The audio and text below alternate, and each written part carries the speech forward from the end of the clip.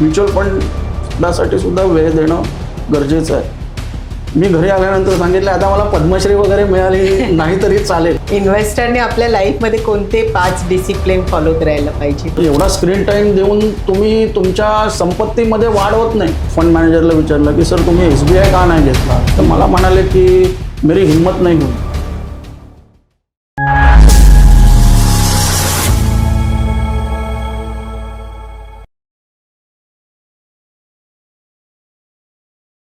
नमस्कार, मी Vaishnavi Kadam. Business talk Marathi या खास मराठी पॉडकास्टमध्ये तुमचे पुन्हा एकदा स्वागत आहे. बिझनेस टॉक मराठी, जिथे आपण बिझनेस, गुंतवणूक आणि वेल्थ क्रिएशनबद्दल अनुभवातून आलेली आणि प्रॅक्टिकल माहिती आज पाहणार आहोत. आज आपल्यासोबत आहेत असे व्यक्तिमत्व ज्यांचा प्रवास स्वतःच एक मास्टर क्लास आहे. 1988चे मेकॅनिकल इंजिनियर, 1992मध्ये टाटा स्टीलसारख्या प्रतिष्ठित कंपनीतून कॉर्पोरेट जर्नी, 1994मध्ये MBA, 30 वर्षापेक्षा जास्त इन्व्हेस्टमेंट एक्सपिरियन्स, गेल्या 15 वर्षापासून म्युच्युअल फंड डिस्ट्रीब्युशन, 2012पासून तब्बल 13 वर्ष लोकसत्तामध्ये म्युच्युअल फंडवर सातत्याने लेखन आणि 2022पासून सकाळ वृत्तपत्रांचे म्युच्युअल फंड विषयावरील स्तंभलेखन. आजचे आपले गेस्ट आहेत वसंत कुलकर्णी. वसंत कुलकर्णी ह्यांनी म्युच्युअल फंडमध्ये खूप सारे एक्सपर्टीज मिळवले आहेत. आज आपल्याला ते गेस्ट म्हणून लाभले आहेत. म्युच्युअल फंड एक्सपर्ट आणि फायनान्शियल कंटेंट रायटर. चला तर मग सुरू करूया आजचा पॉडकास्ट, जो फायनान्शियली आय ओपनर असणार आहे. सर नमस्कार. नमस्कार. बिझनेस टॉक मराठीमध्ये तुमचं स्वागत आहे. धन्यवाद. आज तुम्ही आम्हाला गेस्ट म्हणून लाभलाय. खरं तर हे आमचं भाग्य आहे, कारण फायनान्शियल नॉलेज खूप कमी लोकांकडनं आणि सगळ्यात महत्त्वाचं म्हणजे एवढा वेल एक्सपिरियन्स व्यक्ती आमच्याकडे आला आहे, हे आमच्यासाठी खरं भाग्य आहे. धन्यवाद. सर, तुम्ही इंजिनिअरिंगचं शिक्षण घेतलं आहे, इंजिनिअरिंग ह्या फील्डमध्ये नोकरीही केलीत, मग पुढे ह्या फील्डमध्ये येण्याचं काय कारण, त्याबद्दल काय सांगाल? मी 88 साली इंजिनियर झालो आणि सुरुवातीच्या 1-2 छोट्या नोकऱ्या केल्यानंतर मी टाटा स्टीलसारख्या प्रतियश कंपनीमध्ये नोकरीला लागलो. नोकरी केली. 88 ते 92 या काळामध्ये मी नोकरी केली 4 वर्ष. आणि त्या 4 वर्षामध्ये मी शॉप फ्लोअरवरती काम करायचो. आणि ते कंटिन्युअस प्रोसेस, स्टील इंडस्ट्री ही कंटिन्युअस प्रोसेस आहे, म्हणजे मशीन कधी बंद होत नाही. त्यांची फर्नेस कायम सुरू असते. स्टील बनवलं जातं, पोलाद ओतलं जातं, त्याच्यामधून रोलिंग मिलमधून बिलेट्स, रोल्स वगैरे जसं पाहिजे फ्लॅट प्रॉडक्ट्स सगळे असे तयार होत असतात. तर तिथे रात्रपाळी आणि दिवसपाळी आणि परत रविवारी पण काम करायला लागायचं. सुरुवातीच्या काळामध्ये ठीक होतं, पण नंतर मी कंटाळलो होतो या सगळ्या गोष्टीला. म्हणजे लोक झोपलेली असताना आपण काम करायचं आणि लोक काम करतात तेव्हा आपण झोपायचं. ही एक गोष्ट झाली. दुसरी गोष्ट, 1991ला आर्थिक उदारीकरण झालं. आणि उदारीकरणामुळे एक नवीन संधी उपलब्ध होतील. आपला FII म्हणजे परकीय अर्थसंस्थांना भारतात गुंतवणूक करायला परवानगी मिळाली. तेव्हा MBA करावं असं माझ्या मनात त्यावेळेला आलं. आणि थोडा मोठ्यांच्या आशीर्वादाने आणि देवाच्या कृपेने मला एका चांगल्या कॉलेजमध्ये ॲडमिशनही मिळाले. मी गोवा इन्स्टिट्यूट ऑफ मॅनेजमेंटमधून MBA केलं आहे. आणि मग 92 ते 94 MBA केलं. आणि 94ला मी BACS लिमिटेड म्हणून एक कंपनी आहे मुंबईमध्ये की जी वीज वितरणाच्या क्षेत्रामध्ये, त्यांच्याकडे मी नोकरी करायला सुरुवात केली. पहिला प्रोजेक्ट होता तो म्हणजे GDR इश्यू, म्हणजे आपले शेअर्स हे परदेशामध्ये जाऊन विकायचे. तर आत्तापर्यंत कंपन्या फक्त भारतामधूनच भांडवल उभारणी करत होत्या. पण म्हणजे आर्थिक उदारीकरणाला एक गोष्ट अशी आहे की भारतीय कंपन्यांना परदेशामध्ये जाऊन भांडवल उभारण्याची परवानगी मिळाली. आणि तर तो आम्ही $100 मिलियन आणि $25 मिलियन ग्रीन शू ऑप्शन अशा पद्धतीने ती विक्री केली, म्हणजे अमेरिकेमध्ये आणि युरोपमध्ये, सिंगापूरमध्ये. आणि त्यावेळेला 38 रुपये वगैरे डॉलरचा भाव होता आणि जवळजवळ 700-800 कोटी रुपये, 700-750 कोटी रुपये भारतामध्ये आले. म्हणजे सगळेच काही भारतामध्ये आणले नव्हते. ते काही अमेरिकेमध्ये ठेवले होते, काही युरोपमध्ये ठेवले होते. बरोबर. आणि ते भारतामध्ये आणल्यानंतर ते काय तुम्हाला आज पैसे आले उद्या खर्च करायचे असं नसतं. तर ते पैसे आम्ही कुठेतरी गुंतवत असतो. बरोबर. म्हणजे त्यावेळेला ज्या काही संधी उपलब्ध होत्या आणि कायदेशीर जे काही करता येत होतं त्यानुसार भारतीय डेट मार्केटमध्ये, म्हणजे केंद्र सरकारच्या रोख्यांमध्ये आम्ही पैसे गुंतवत असू, म्युच्युअल फंडामध्ये पैसे गुंतवत असू. हा माझ्या गुंतवणुकीचा प्रवासाला तिथून सुरुवात झाली. अशा पद्धतीने इंजिनियर ते एक फिनान्स प्रोफेशनल असं माझं संक्रमण झालं. बरोबर. म्युच्युअल फंडच्या इन्व्हेस्टमेंट टूल्सबद्दल काय सांगाल सर? म्युच्युअल फंड ही अशी गोष्ट आहे की तुमची रिस्क ॲपिटाईट आणि तुमचा गुंतवणुकीचा कालखंड याला सुटेबल होणारी, याला म्हणजे यानुसार तुम्हाला निवडता येणारे अनेक पर्याय उपलब्ध आहेत. जर तुमचं दीर्घकालीन गुंतवणुकीचं उद्दिष्ट असेल, म्हणजे रिटायरमेंट, समजा तुमचं मूल जन्माला आलं आणि त्याच्यानंतर त्याच्या शिक्षणासाठी तुम्हाला तरतूद करायची आहे की जी 5 ते 7 वर्षापेक्षा जास्त कालावधीसाठी करायची आहे, तर तुमच्याकडे इक्विटी इन्व्हेस्टमेंट म्हणजे समभाग गुंतवणूक करणारे म्युच्युअल फंड आहेत. तुम्हाला सोन्यामध्ये गुंतवणूक करायची आहे तर गोल्ड ETF किंवा गोल्ड सेव्हिंग फंड आहेत. तुम्हाला प्रॉपर्टी घेण्याची आता आवश्यकता नाही, तिकडे तुमच्याकडे इन्व्हिट्स आहेत. तुम्हाला इन्फ्रास्ट्रक्चर प्रोजेक्टमध्ये पैसे इन्व्हेस्ट करायचे तर त्याच्यासाठी रिट्स आहेत, रिअल इस्टेट आहे, इन्फ्रास्ट्रक्चर आहे, त्याच्यानंतर आणि डेट आहे. अल्प कालावधीसाठी गुंतवणूक करायची आहे शेअर बाजारामध्ये किंवा कुठल्याही गुंतवणुकीमध्ये. एक गोष्ट लक्षात ठेवा की जोखीम आणि परतावा हे हातात हात घालून जातात. बरोबर. जेवढी जोखीम जास्त तेवढा परतावा जास्त. आणि जोखीम म्हणजे अस्थिरता.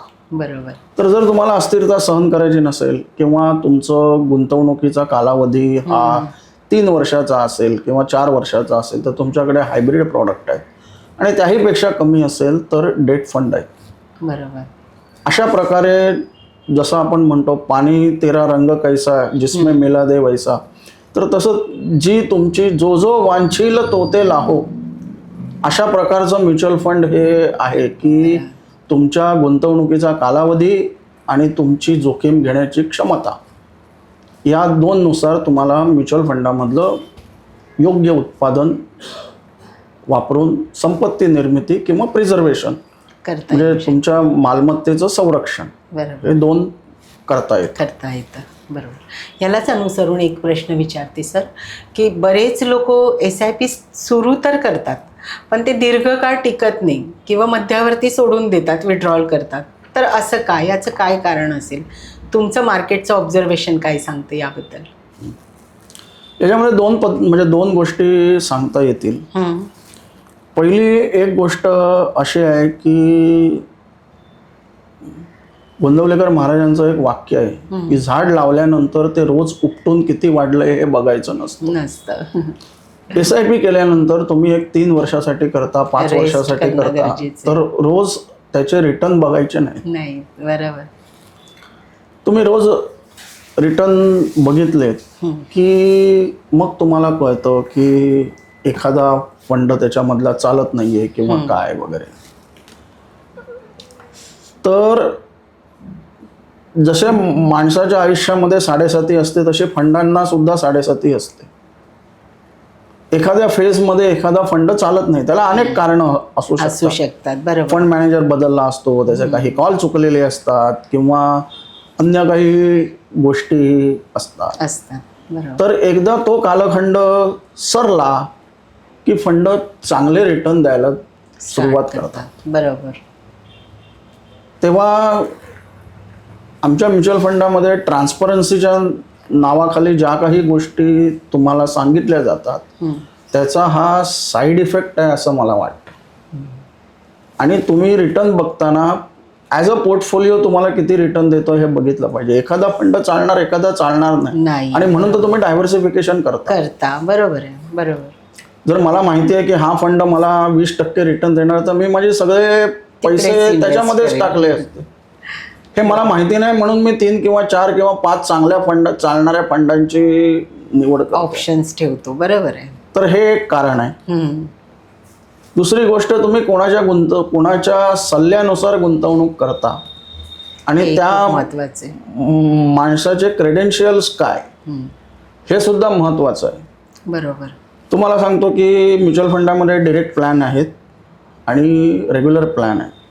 रेग्युलर प्लॅन म्हणजे मध्यस्थाच्या मदतीने, म्हणजे MFDच्या साह्याने केलेली गुंतवणूक, आणि डायरेक्ट प्लॅन म्हणजे मध्यस्थ वगळून केलेली गुंतवणूक.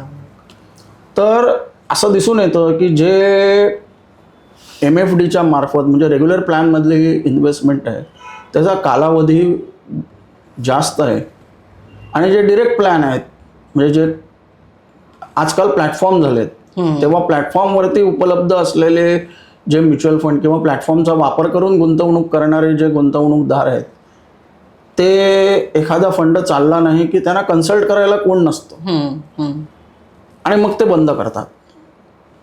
आणि जे रेग्युलर प्लॅनमधले आहेत ते आपल्या ॲडवायझरला फोन करतात, आपल्या MFDला फोन करतात किंवा त्याच्या निदर्शनास आणतात की बाबा रे हा फंड चालत नाही, आणि मग त्याला जे काय उत्तर पाहिजे योग्य असेल त्यानुसार ते उत्तर त्याला मिळतं, आणि त्याचं समाधान झालं तर 99% लोकांचं समाधान होतं जे काही MFD सांगतो त्यानुसार.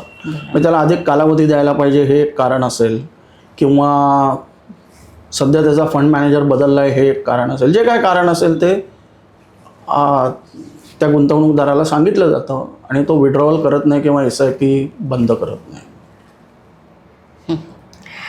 बरोबर. हल्ली सोशल मीडियावरती आपण खूप सारे इन्फ्लुएन्सर पाहतोय सर. बरीच माहिती म्युच्युअल फंड संदर्भात देत आहेत आणि त्यांचं ऐकून बरेच जण इन्व्हेस्टमेंट पण करतात, SIP पण करतात. तर तुमचं त्या बाबतीत काय मत आहे? तुम्हाला काय वाटतं की ही पद्धत खरंच योग्य आहे का, किंवा कशा पद्धतीने SIPची निवड करावी?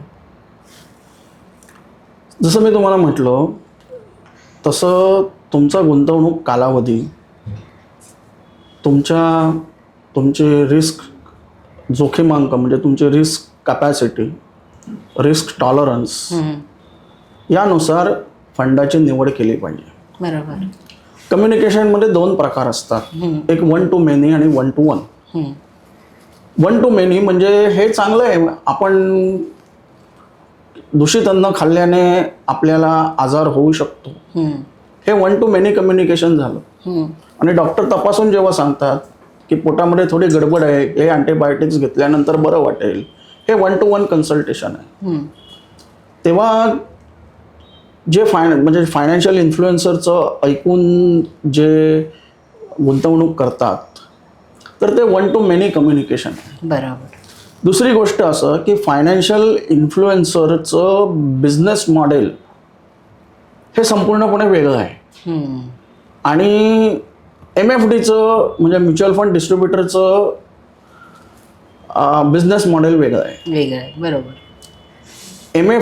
जो फायनान्शियल इन्फ्लुएन्सर असतो, इन्फ्लुएन्सर, तो यूट्यूबसाठी व्हिडिओ बनवतो. तो तुम्हाला रिटर्न मिळाले न मिळाले त्याला त्याच्याशी काही देणं घेणं नाही. आणि म्हणून तुम्हाला आठवत असेल तर एका फायनान्शियल इन्फ्लुएन्सरचं यूट्यूबने पहिल्या पानावरती जाहिराती दिल्या होत्या, कारण त्या फायनान्शियल इन्फ्लुएन्सरमुळे यूट्यूबला तेवढा स्क्रीन टाईम मिळाला. त्या फायनान्शियल इन्फ्लुएन्सरचं ऐकून गुंतवणूकदारांना रिटर्न मिळाले की नाही त्याच्याशी युट्यूबला पण काही देणं घेणं नाही आणि त्या बरोबर. फायनान्शियल इन्फ्लुएन्सरला पण काही पडलेली नाही, पण तुमच्या MFD ला पडलेली आहे त्याच्यामुळे. राईट. कारण तुमचे फंड चालले, तुमच्या फंडामध्ये म्हणजे तुमच्या मार्केट व्हॅल्यूमध्ये, इन्व्हेस्टमेंट व्हॅल्यूमध्ये ग्रोथ झाली, तर त्याचा अप्रत्यक्ष लाभार्थी तो MFD आहे, कारण त्याला कमिशन मिळतं. बरोबर. हे ज्या वेळेला तुम्ही लक्षात घ्याल की अमक्याचं बिझनेस मॉडेल काय आणि माझं बिझनेस मॉडेल, म्हणजे मला जर एवढा स्क्रीन टाईम देऊन तुम्ही तुमच्या संपत्तीमध्ये वाढ होत नाही, बरोबर. त्याच्या यूट्यूबला फायदा होतो, कारण ते यूट्यूब जाहिराती दाखवतं, त्या इन्फ्लुएन्सरला स्क्रीन टाईम मिळतो. तेव्हा ही संपूर्णपणे दोन वेगवेगळे बिझनेस मॉडेल आहे. बरोबर. तेव्हा तुम्ही ठरवायचं की 1 to many कम्युनिकेशन वाल्याकडे जायचं का 1 to 1 कम्युनिकेशनकडे. राईट. एक्झॅक्टली. बरोबर. हे अगदीच बरोबर आहे. इन्फ्लुएन्सर आपल्या बिझनेससाठी काम करतो, तर म्युच्युअल फंड डिस्ट्रीब्युटर त्याच्या बिझनेससाठी काम करतो. आणि परफेक्ट कोण आहे, जर तुम्हाला म्युच्युअल फंड घ्यायचे तर तुम्हाला म्युच्युअल फंड डिस्ट्रीब्युटरकडेच जायला पाहिजे. तुम्हाला यूट्यूबवरती किंवा इतर प्लॅटफॉर्मवरती जर फेमस व्हायचे तर तुम्ही इन्फ्लुएन्सरकडे जा. हे अगदी परफेक्ट आहे. बरं, म्युच्युअल फंडला लंबी रेस का घोडा का म्हणतात? मी जसं तुम्हाला म्हटलं की तुमचं मूल जन्माला आल्यानंतर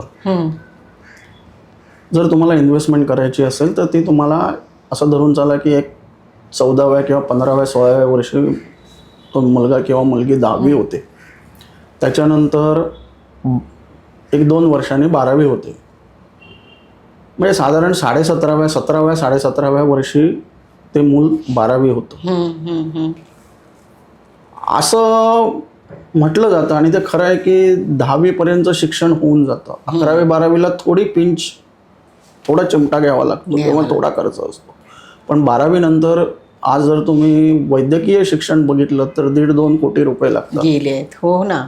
खरं. आज इंजिनिअरिंगच्या फी सुद्धा 10 ते 15 लाख रुपयापर्यंत गेलेले आहे. बरोबर. तर जर तुम्हाला एक समजा दरवर्षी 1.5 लाख असे 4 वर्षाचे 6 लाख रुपये जर तुम्हाला जमा करायचे असतील तर 15 वर्ष तुम्ही SIP करणं गरजेचं आहे. बरोबर. हाय जे 15 वर्ष आहेत म्हणून त्याला लंबी रेस का घोडा म्हटलंय. बरोबर. आता अनेक लोक आम्हाला सांगतात की मी SIP सुरू केली, मला रिटर्न दिसत नाही. जर तुम्ही ग्राफ बघितलात म्हणजे तुमची इन्व्हेस्टमेंट व्हॅल्यू आणि मार्केट व्हॅल्यू 5 वर्षांनी थोडा असा वरती गेलेला दिसतो. 5 वर्ष तुमची इन्व्हेस्टमेंट व्हॅल्यू आणि मार्केट व्हॅल्यू ही सेम असते. बरोबर. 5 वर्षांनी तो वरती जायला सुरुवात होते, 10 वर्षांनी सगळ्यात जास्त, 15 वर्षांनी त्या दोघांमधला जो गॅप असते किंवा डिफर असतो तो खूप वाढत जातो. बरोबर. कारण तुमची पहिली इन्व्हेस्टमेंट ही 10 वर्षापूर्वी झालेली असते, 10 वर्षापूर्वीच्या NAV ला झालेली असते. बरोबर. आणि म्हणून त्याला लंबी रेस का घोडा हे त्याच्यासाठी म्हटलं जातं. तरी लोकांची मानसिकता याबद्दल काय आहे सर? जे लोक मी लोकांना नेहमी असं सांगतो की तुम्ही तुमचा ॲडवायझर निवडा, तुम्ही फंड निवडू नका. बरोबर. फंड निवडण्याचं काम let the adviser decide. Exactly. आणि एकदा का तुम्ही ॲडवायझर निवडलात की त्याच्यावरती संशय घेऊ नका. बरोबर. आज म्युच्युअल फंड एवढं ट्रान्सपरंट आहे की तुमच्या इन्व्हेस्टमेंटवरती ॲडवायझरला किती पैसे मिळाले हे सुद्धा तुम्हाला एक स्टेटमेंट येतं आणि त्या स्टेटमेंटमध्ये दिलेलं असतं. म्हणजे ॲडवायझर माझ्या इन्व्हेस्टमेंटवरती जास्त रक्कम त्याला मिळते, तो त्याला जास्त कमिशन देणारे फंड विकतो, हे काही खरं नाही. आता 2 दिवसापूर्वीच सेबीचं जे काही TER म्हणजे टोटल एक्सपेन्स रेशोमध्ये त्यांनी कपात केली. Mutual fund is a thin margin business. अतिशय नफ्याचं अतिशय कमी असलेलं प्रमाण, नफ्याचं कमी प्रमाण असलेला व्यवसाय आहे. आज जर तुम्ही 40-50 आता म्युच्युअल फंड म्हणजे ज्याला फंड घराणे किंवा AMC म्हणतो त्या 50च्या वरती AMC आहे.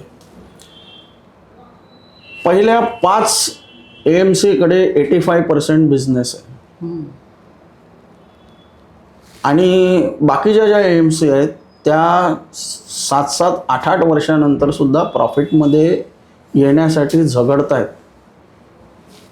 आज कंप्लायन्स कॉस्ट खूप आहे. म्हणजे रोज संध्याकाळी सेबीला म्युच्युअल फंडाचा पोर्टफोलिओ सेबीला द्यावा लागतो, महिन्यातून एकदा इन्व्हेस्टरला द्यावा लागतो, ते बघणारे मनुष्यबळ लागतं. बरोबर. तेव्हा हा जो बिझनेस आहे हा थिन मार्जिन बिझनेस आहे. मग याच्यामध्ये गलेलठ्ठ नफ्याचं प्रमाण आहे असं बिलकुल नाही. बरोबर. तर तुम्ही तुमचा ॲडवायझर निवडा जो तुम्हाला वेळ देऊ शकेल, ज्याची सर्व्हिस चांगली आहे. It's a service oriented business. बरोबर बरोबर. मी माझ्या गुंतवणूकदारांसाठी 24/7 उपलब्ध असतो. मी रविवारी सुद्धा मीटिंग करतो, पण त्याची प्रोसिजर आहे की आमच्या साईटवरती जाऊन तुम्ही माझी अपॉइंटमेंट बुक करायची. तुम्ही अपॉइंटमेंट बुक केलीत की मला त्याचा मेसेज येतो आणि मी त्याला रिप्लाय देतो. दिवसातून एकदा मला बाबा कोणी अपॉइंटमेंट मागितल्या हे कळतं. ॲप आमचं जे आहे त्या ॲपमध्ये सुद्धा तशी सुविधा आहे. तेव्हा तुम्ही लोकांना सर्व्हिस म्हणजे तुम्हाला सर्व्हिस देणारा, तुमच्या शंकांचं निरसन करणारा आणि नॉलेजेबल असा ॲडवायझर तुम्ही निवडावा. बरोबर. आपण जसा ॲडवायझर निवडू त्याप्रमाणे आपल्या पुढच्या प्रोसेस सगळ्या असणार आहेत किंवा आपल्याला तशी सर्व्हिस मिळणार आहे. हे खूप महत्त्वाचं आहे. बरोबर. त्यासाठी प्रॉपर ॲडवायझर निवडणं खूप महत्त्वाचं आहे. फोमो, पॅनिक आणि पियर प्रेशर ह्यातला सगळ्यात घातक प्रकार कोणता? हे तीनही तसे घातक आहेत. आता त्याच्यामध्ये एक फॅक्टर आहे ह्या सगळ्यांना उत्तर म्हणजे TINA. There is no other alternative. आज म्युच्युअल फंडाशिवाय पर्याय नाही हो. आज सामान्य माणसाला म्युच्युअल फंडाची ब्युटी ज्याला म्हणतात ते मी तुम्हाला सांगतो.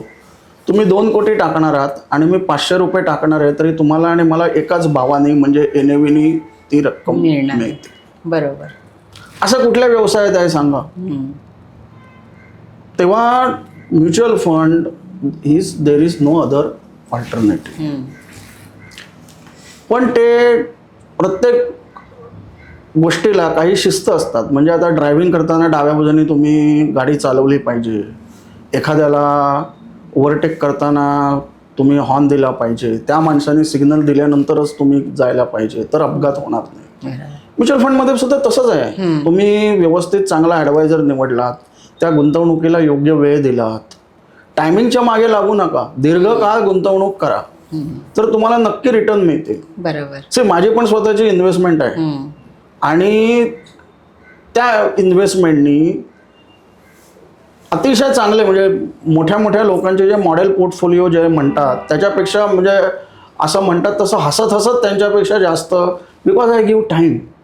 म्हणजे त्यातल्या काही इन्व्हेस्टमेंट 10 वर्षापूर्वी SIP सुरू झालेले आहेत.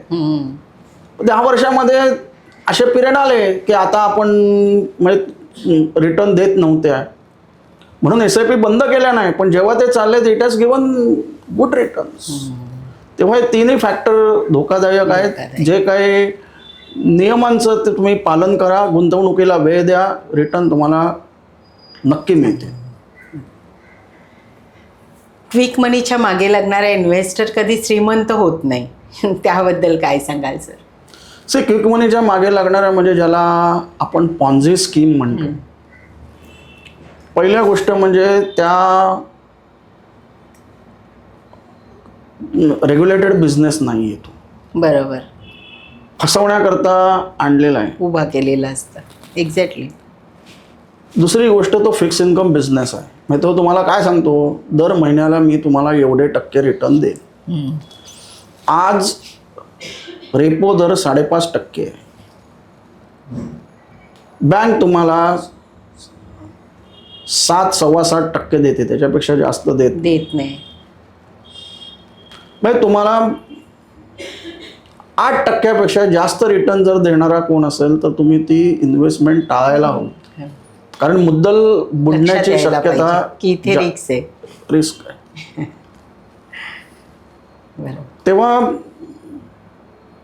जसं असं म्हणतात की there is no alternative to hard work, तसं there is no alternative for time.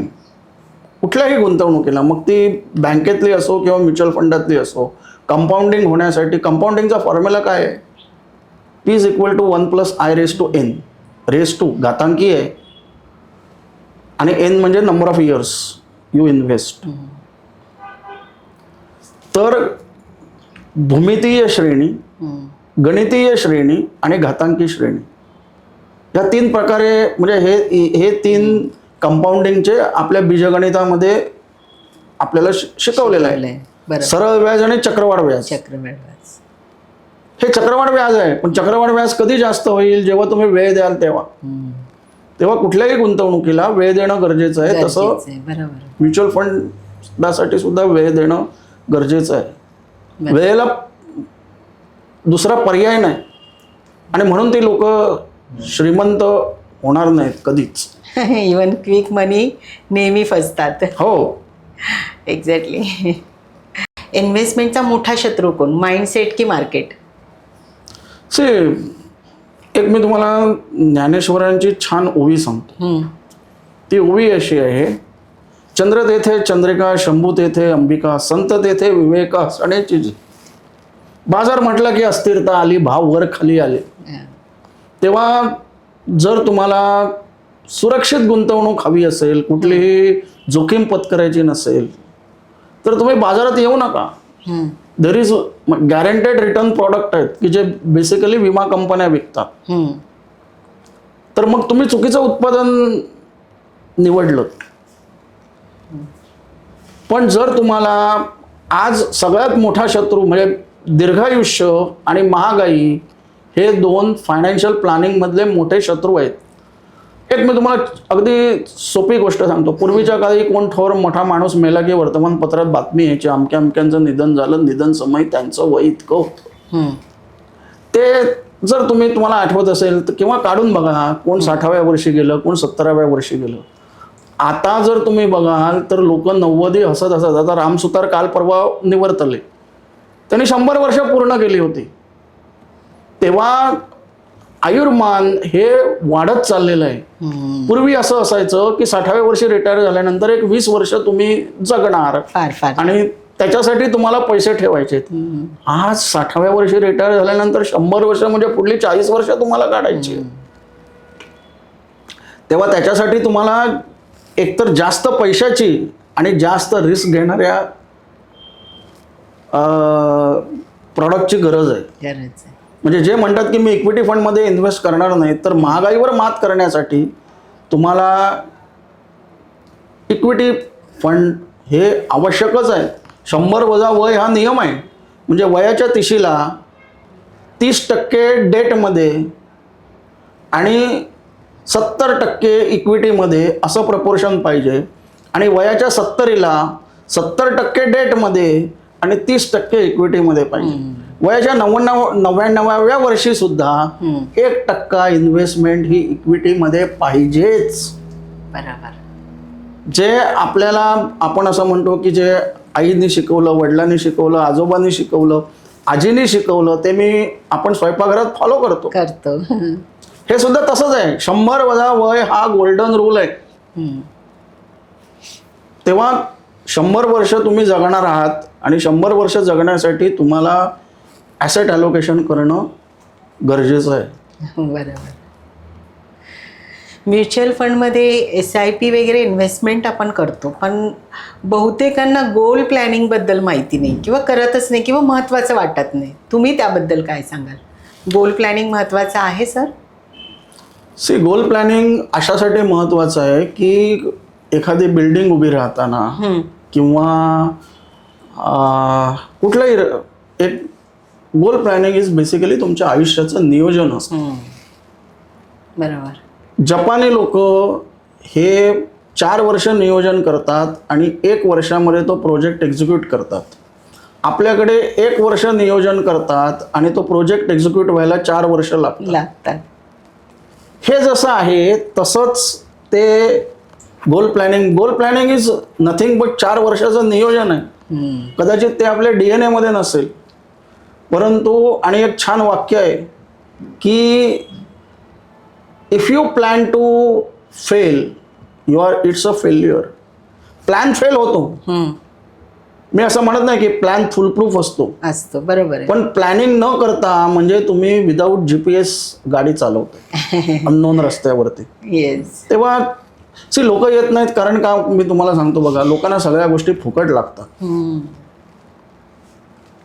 आणि आज तुम्ही मला सांगत तुम्हाला कोण फुकट देतं? तुम्ही कॉलर ट्यून ठेवायची म्हटली तरी त्याच्यासाठी तुम्हाला पैसे द्यावे लागतात. तुम्ही मोबाईल म्हणजे कनेक्शन घेता त्यावेळेला तो VAS व्हॅल्यू ॲडेड सर्व्हिसेस म्हणून गोष्ट तुम्हाला ऍड देतो. करतो, बरोबर. तेव्हा ही पण एक व्हॅल्यू ॲडेड सर्व्हिसेस आहे आणि if you feel you have to pay for that. Right, right. आणि ते लोकांना करायचं नसतं आणि म्हणून ते गोल प्लॅनिंग करत नाही. Sir, as a content writer तुम्ही न्यूजपेपरमध्ये रायटिंग करता, ऐकलं आहे मी असं खूप तुमच्याबद्दल. तर ह्या पर्टिक्युलर टॉपिकवरती बोलताना किंवा लिहिताना तुम्हाला काही चॅलेंजेस येतात? गेले जवळजवळ एक म्हणजे मी आता ज्याला कॉन्टेंट म्हणतात त्याला तेव्हा कॉन्टेंट म्हणत नसत, तेव्हा त्याला तुमचं वर्तमानपत्रातलं सदर किंवा तुमचा कॉलम असं ते म्हटलं जायचं. तर गेले 12 वर्ष मी वेगवेगळ्या विषयावरती म्हणजे आर्थिक विषयावरती लिहितो. तर पहिली गोष्ट म्हणजे त्या जे तुम्ही काय लिहिता ते जेन्युइन असायला पाहिजे. Yes, yes. मी आत्तापर्यंत जेवढे फंड रिव्ह्यू केले त्याच्यामधला कुठलाही फंड रिव्ह्यू हा त्या फंड मॅनेजरला भेटल्याशिवाय असाच आपला ज्याला टेबल स्टोरी म्हणतात त्या पद्धतीचा केला नाही.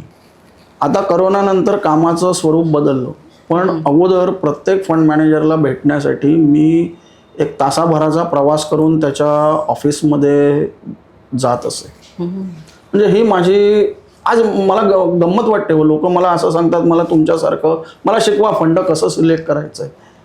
ही तपश्चर्या आहे, इतकं इझी नाही आहे. इतकं इझी नाही आहे. आता मी तुम्हाला 2 गोष्टी सांगू शकतो की ज्या मला अगदी काल परवा सांगितलं. एक मी व्हिडिओ रिलीज केला आहे, त्याच्यामध्ये दर नवीन तेजीला 33% कंपन्या या त्याने जो पीक लावलेला असतो, जे शिखर गाठलेलं असतं, सगळ्यात जास्त भाव असतो, तिथून खाली घसरतात आणि तो भाव 10 वर्ष येत नाही. म्हणजे दर वेळेला नवीन पीक येतं, त्या नवीन पिकातलं काय निवडायचं हे तुम्हाला कळलं पाहिजे. तर जर एखादा माणूस म्हणाला की आता तुम्हाला सांगतो एक 2008 पासून एक भारतातली सगळ्यात मोठी कंपनी आहे, त्यांनी चांगले म्हणजे 2008 ते 2018 त्या कंपनीने काही रिटर्न दिले नाही. सध्या एक FMCG क्षेत्रातली कंपनी आहे ती काही रिटर्न देत नाहीये. IT सध्या काही चालत नाहीये अमेरिकेमध्ये जे काही सुरू आहे त्याच्यामुळे. तर या सगळ्या गोष्टी ज्या आहेत, जी इनसाइड स्टोरी आहे, म्हणजे इनसाइड स्टोरी म्हणजे स्कूप नव्हे, परंतु सध्या तू काय करतोयस या पोर्टफोलिओमध्ये, तू कसे रिटर्न देणार आहेस. मला असे पण लोक भेटले की मी एका टाटाच्या फंड मॅनेजरला विचारलं की सर तुम्ही SBI का नाही घेतला, तर मला म्हणाले की मेरी हिम्मत नाही हुई. हिम्मत न झालेला फंड मॅनेजर मला खूप आवडतो. म्हणजे त्याला लोकांचे पैसे आपण मॅनेज करतो ही कुठेतरी जाणीव आहे. येस. मी असं नाही म्हणणार की तो भित्रा आहे, त्याने डेअरिंग करायला पाहिजे. नाही, याचा अर्थ तो खोल विचार करतो त्या गोष्टीचा. मला तो फंड मॅनेजर आवडतो आणि तो जोपर्यंत होता तोपर्यंत मी तो जे फंड मॅनेज करत होता त्या फंडाला पैसे देत होतो. मी त्या फंड हाऊसला पैसे देत नाही. जरी तो चेक XYZ कंपनीच्या नावाने काढलेला असेल तरी मी त्या फंड मॅनेजरला पैसे देतो. आज आम्ही जे टूल्स वापरतो त्या टूलमध्ये त्या फंड मॅनेजरनी 10 वर्षाचा 15 वर्षाचा आम्हाला रेकॉर्ड दिसतो, त्याने मार्केटला कसं बीट केलंय, काय केलंय वगैरे. तेव्हा आज इतक्या वर्षानंतर मला काही चॅलेंज वाटत नाही. माझ्या बाबतीत पण अपमानाचे प्रसंग आले की मीटिंग ठरलेली असायची, मी तिकडे जायचो आणि सांगायचे की फंड मॅनेजर बिझी आहे, आपको नहीं मिल सकता है. आज ते सगळं ओलांडून, ते सगळं पार करून आज लोक आम्हाला सांगतात की अमुक अमुक आपको मिलना चाहता है, आप मिलेंगे क्या. तर जर समजा त्याला सांगण्यासारखं काही असेल किंवा मला जर काही शंका असेल तर ते मी भेटतो. म्हणजे पहिली गोष्ट अशी की माझ्या कॉलममध्ये तुम्हाला ऑथेंटिसिटी आणि जेन्युइननेस दिसेल. मी कोणालाही भेटल्याशिवाय स्टोरी करत नाही आणि कोणाची भलावणही करत नाही. बरोबर. जे मारायचे तेव्हा मी फटकेही मारलेले आहेत. बरोबर. तेव्हा मला म्हणजे मला अनेक लोक विचारतात, शाळेत तू निबंध वगैरे लिहित होतात का? तसं काही नव्हतं. हे डेव्हलप झालेलं, हे विकसित झालेली गोष्ट आहे. हो, बरोबर. मराठी भाषेवरती माझं मग पहिल्यापासून प्रेम आहे आणि ते असावं कायम. ते मला आवडतं म्हणजे लिहिणं. बरोबर. तुम्ही माझे जुने लेख बघितले तर तुम्हाला प्रत्येक लेखाची सुरुवात अशी एखाद्या मराठीतल्या प्रसिद्ध कवीच्या ओळीने केलेली. आणि मला सांगायला आनंद वाटतो की त्या माझ्या कविता बघून एकदा मला पाडगावकरांनी भेटायला बोलवलं. अरे वा. लोकसत्तेत फोन केला, माझा नंबर घेतला, ते मला बोलले आणि पाडगावकर 1 तास माझ्याशी त्यांनी गप्पा मारल्या. माझ्या मुलीला त्यांनी सही करून पुस्तक दिलं. मी घरी आल्यानंतर सांगितलं आता मला पद्मश्री वगैरे मिळाली नाही तरी चालेल, मला पाडगावकरांचे ॲप्रिसिएशन मिळालं. मग भेट झाली, आणखीन काय पाहिजे. अगदी बरोबर. पण त्यावेळेला असं असायचं की आता समजा सिमेंट्सबद्दल लिहायचं तर एक छान कविता होती, ती होती दिवटी. मग म्हणजे कशी विकसित होत गेली झाली, समयी, अशा तऱ्हेची एक छान कविता होती ती लिहायची. किंवा आता जे मी तुम्हाला ज्ञानेश्वरांची ओवी सांगितली, चंद्र तेथे चंद्रिका, शंभू तेथे अंबिका, हे म्हणजे माझ्या आजोबा ज्ञानेश्वरी आणि दासबोध असे मोठ्याने वाचायचे. तेव्हा लहानपणी झालेले जे संस्कार आहेत ते पुढे घेऊन आलं. अगदी. तेव्हा मला आय लव्ह दिस, मला हे आवडतं लिहिणं वगैरे. खूप छान. टॅक्स हार्वेस्टिंग बद्दल काय सांगाल? करावं की करू?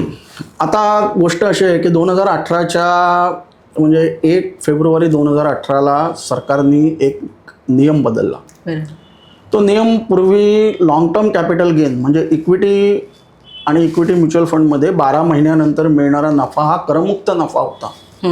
2008 साली 2018 साली 1 फेब्रुवारी म्हणजे 2018 साली जे बजेट मांडलं त्याच्यामध्ये त्याच्यावरती पहिल्यांदा 10% टॅक्स लावला आणि 2024मध्ये तो टॅक्स 12.5% केला. समजा तुम्ही 10 लाख रुपये 1 लाख रुपये इन्व्हेस्ट केलेत किंवा असं समजा 10 लाख रुपये तुम्ही इन्व्हेस्ट केलेत आणि दरवर्षी 10% तुम्हाला रिटर्न आहेत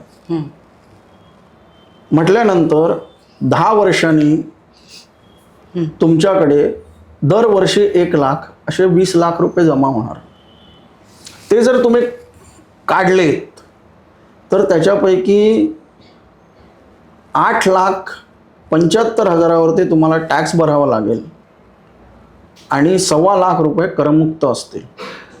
पण हेच दरवर्षी तुम्ही 1.25 लाख रुपये काढले तर ॲक्च्युअल तुमचा कॅपिटल गेन हा साधारण 5 लाख रुपये असेल आणि तुम्हाला 3,75,000वरतीच टॅक्स भरावा लागेल. असा सिद्धांत मी तेव्हा मांडला. तेव्हा आमच्या व्यवसायातल्या अनेक लोकांना ते आवडलं नाही. कुठल्याही MFD मधून पैसे जाणं हे त्याला आवडत नाही आणि लोकही असे आहेत की ते पैसे आल्यानंतर देत नाहीत. तुम्ही त्या पैशाचं रिइन्व्हेस्टमेंट केलं पाहिजे. बरोबर. तेव्हा टॅक्स हार्वेस्टिंगचा मी पुरस्कर्ता आहे आणि टॅक्स हार्वेस्टिंग करावं म्हणजे तुमचा पोर्टफोलिओ दरवर्षी रिव्ह्यू करून त्याच्यामधलं काही काढायचं, ते अगदी काही काढायचं नसेल तरी त्याच्यामध्ये सरकारने एक तुम्हाला 1.25 लाख रुपये करमुक्त उत्पन्न मिळवण्याची संधी दिली आहे. बरोबर. जर तुम्ही टॅक्स हार्वेस्टिंग केलं नाही तर ती संधी तुम्ही गमावता. बरोबर. बरोबर. आणि म्हणून टॅक्स हार्वेस्टिंग केलं पाहिजे. आणि प्रोफाईलही स्ट्रॉंग होतंय, पोर्टफोलिओ पण स्ट्रॉंग होतो त्याच्यामुळे. बरोबर आहे. रिटायर व्यक्तींसाठी स्मार्ट आणि सेफ वे कोणता आहे सर म्युच्युअल फंडमध्ये? पहिली गोष्ट, तुम्ही ज्या वेळेला पहिला पगार घेता त्यावेळेला तुम्ही कुठल्या वर्षी रिटायर होणार हे तुम्हाला माहिती असतं. बरं. भारतामध्ये आज 58 आणि 60 हे दोनच आहेत. दोनच आहे. काही ठिकाणी 58, काही ठिकाणी 60. तेव्हा आज 8%, आता सध्या महागाईचा दर एकदम 2% वगैरे आलाय, पण आपलं लॉंग टर्म ॲव्हरेज हे साधारण 8% आहे. 8%ने दर 10व्या वर्षी तुमचा खर्च दुप्पट होतो. तेव्हा तुम्हाला रिटायरमेंटला किती पैसे लागणार, रिटायरमेंट कॅल्क्युलेटर किंवा रिटायरमेंट ॲप ही अवेलेबल आहेत गुगल प्ले स्टोअरवरती. आज माझा खर्च इतका, तर मी जेव्हा रिटायर होईन तेव्हा तुम्हाला किती, माझा मासिक खर्च किती असेल. एक माझा मित्र आहे, त्याने एकदा मला सहज प्रश्न असा खूप सुंदर विचारला. तो प्रश्न त्याने असा विचारला, वसंत मला म्हातारपणी रस्ता क्रॉस करायला लावू नकोस. म्हणजे असं आहे की रस्त्याच्या या बाजूला एक ज्याला आपण बार अँड रेस्टॉरंट म्हणतो तसं आहे, आणि समोरच्या बाजूला देशी बार आहे. म्हणजे त्याला असं सांगायचं होतं की माझी स्टँडर्ड ऑफ लिव्हिंग, मी महिन्यातून आठवड्यातून एकदा रविवारी जातो, तर मी जिकडे जातो तिकडेच मला माझं स्टँडर्ड ऑफ लिव्हिंग कमी करून रस्ता क्रॉस करायला लावू नकोस. बरोबर. तर रिटायरमेंट प्लॅनिंग अशासाठी करायचं की तुमचं स्टँडर्ड ऑफ लिव्हिंग तुम्हाला मेंटेन तुमची जीवनशैली मेंटेन करता आली पाहिजे. म्हणजे तुम्ही जर गाडी वापरत असाल किंवा ओला उबेरने जात असाल तर परत पब्लिक ट्रान्सपोर्टला जाऊ नका. त्या वेळेतही ते यूज करता यायला पाहिजे आपल्याला. याच्यासाठी रिटायरमेंट पहिल्या पगारापासून करणं गरजेचं आहे. पहिल्या पगारात 5% तुमची रक्कम ही रिटायरमेंटसाठी गेली पाहिजे. म्हणजे तुम्ही मगाशी गोल प्लॅनिंग बद्दल बोलला, जसा तुमचा पगार वाढत जाईल, जरी 5% तुम्ही मेंटेन केले, पहिला पगार ते शेवटचा पगार याच्यामध्ये 5% रक्कम रिटायरमेंटला टाकली तरी कंपाऊंडिंग होऊन ती खूप मोठी रक्कम होईल. आज जगामध्ये सगळ्या गोष्टीसाठी कर्ज मिळतं, फक्त रिटायरमेंट साठी कर्ज मिळत नाही. आणि त्या पैशाची ताजवीज ही तुम्हालाच करायला पाहिजे. बरोबर. आणि म्हणून तुम्हाला रिटायरमेंट प्लॅनिंग करणं अतिशय गरजेचं आहे. आणि जसं आपण मगाशी म्हणालो 100 वजा वय, तेव्हा proper asset allocation, fund return कधी जनरेट करत नाहीत, proper asset allocation return generate करतं. तेव्हा डेट किती, इक्विटी किती, गोल्ड किती हे तुम्हाला आधीच ठरवून ठेवायला पाहिजे. आज लोक गोल्ड करतात, पण आम्ही आमच्या पोर्टफोलिओमध्ये 2022 साली 5% वरून 15% गोल्ड नेलो. आणि आज आमचे अनेक investor they are happy investor because of gold. Today equity is not giving return, इक्विटीमध्ये रिटर्न नाही, पण त्यांच्या पोर्टफोलिओमध्ये 18 ते 20% रिटर्न दिसत आहेत ते because of gold. Yes. This is asset allocation. मी कुठल्याही गोल्ड फंडात टाकले असते तरी तेवढेच रिटर्न मिळाले असते. तेव्हा asset allocation is very important. हे झालं smart planning. This is smart planning. Yes. And that comes through advisor and not from financial influencer. Exactly. इन्व्हेस्टरने आपल्या लाईफमध्ये कोणते 5 डिसिप्लिन फॉलो करायला पाहिजे असं तुम्हाला वाटतं? एक म्हणजे पहिल्या पगारापासून सेव्हिंग करायला. आज आपली जीवनशैली ही अमेरिकेची सारखी झालेली आहे, पण अमेरिकेमध्ये जशा सोशल सेक्युरिटीज आहेत तशा आपल्याकडे बिलकुल सोशल सेक्युरिटीज नाही आहेत. NPS हे तुम्हाला पुरेसं ठरणार नाही. एकूण जर सरकारचा सुद्धा दृष्टिकोन चंगळवादीच आहे हो. म्हणजे कन्झम्पशनला महत्त्व देण्यासाठी किंवा कन्झम्पशन वाढण्यासाठी पूर्वी तुम्हाला ATC होतं. राईट. आता सध्या अधिवेशन सुरू आहे संसदेचं, आणि अधिवेशनात त्यांनी सांगितलं की 80% लोक ऑलरेडी न्यू टॅक्स रिजिममध्ये आलेले आहेत. हे सांगणं याचा अर्थ या अर्थसंकल्पामध्ये ओल्ड टॅक्स रिजिम विड्रॉ होण्याची शक्यता आहे. न्यू टॅक्स रिजिम आणि ओल्ड टॅक्स रिजिममध्ये असा फरक आहे की तुम्ही केलेल्या सेव्हिंगबद्दल तुम्हाला टॅक्समध्ये सूट मिळायची. तुम्ही सेव्हिंग टॅक्समध्ये सूट मिळते म्हणून करू नका, पण तुमच्या मुलांच्या शिक्षणासाठी तुमची, जसं मी तुम्हाला म्हटलं मगाशी की जीवनशैली लाईफस्टाईल मेंटेन करण्यासाठी तुम्हाला सेव्हिंगची अतिशय गरज आहे. गरज आहे. अगदी बरोबर. आज अनेक आमिष उपलब्ध आहेत. हे पाहिजे ते पाहिजे. रील बघाल तर सगळ्या गोष्टी पाहिजेत, पण सगळ्या गोष्टीसाठी पैसा आणायचा कुठून? आणि आपल्याकडे म्हण आहे, सगळी सोंग आणता येतात पण पैशाचं सोंग आणता येत नाही.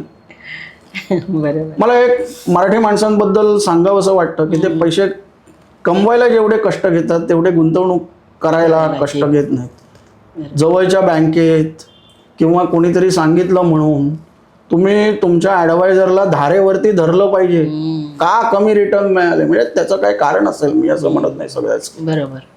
पण आज मी तुम्हाला सांगतो, आम्ही 2000हून अधिक आमच्याकडे इन्व्हेस्टर आहेत, 1300च्या पेक्षा जास्त फॅमिलीज आहेत.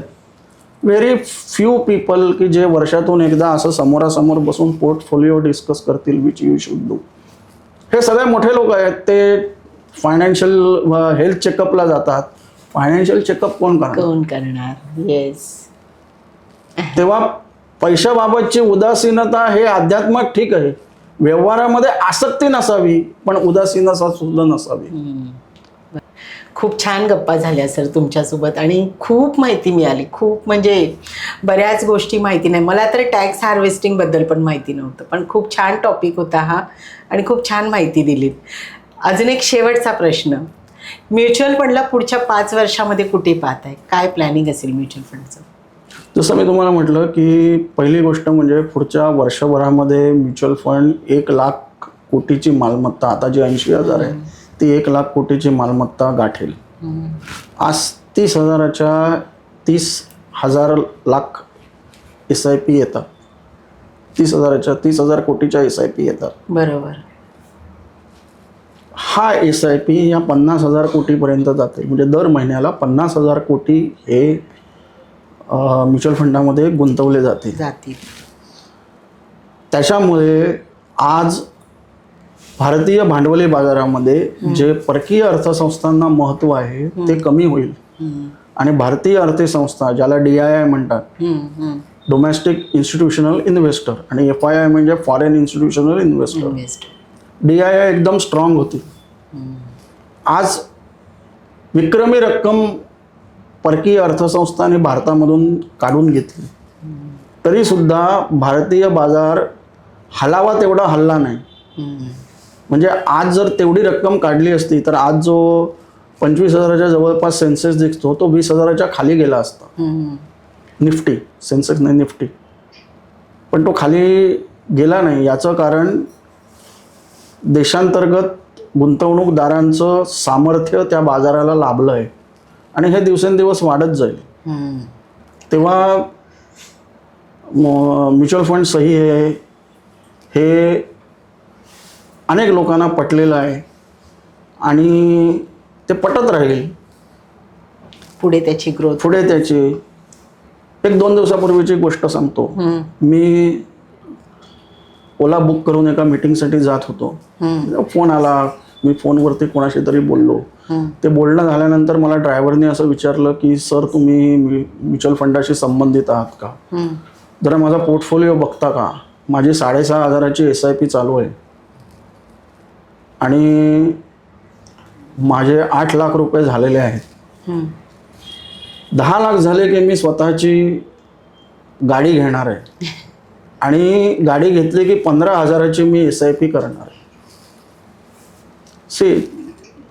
श्रीमंत माणसांच्या स्वप्नांना अनेक लोक आधार देतात, पण गरीबातल्या गरीब आणि आर्थिकदृष्ट्या तेवढ्या सशक्त किंवा सबळ नसलेल्या व्यक्तीला सुद्धा त्याची स्वप्न साकार करण्याचं सामर्थ्य हे SIP मध्ये आहे.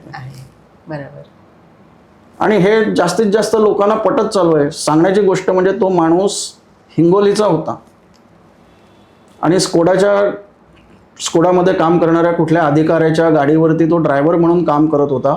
तिकडे त्याला SIP ची माहिती कळली आणि म्युच्युअल फंड सही यायची एक सचिन आणि ड्रायव्हर अशी एक जाहिरात आहे.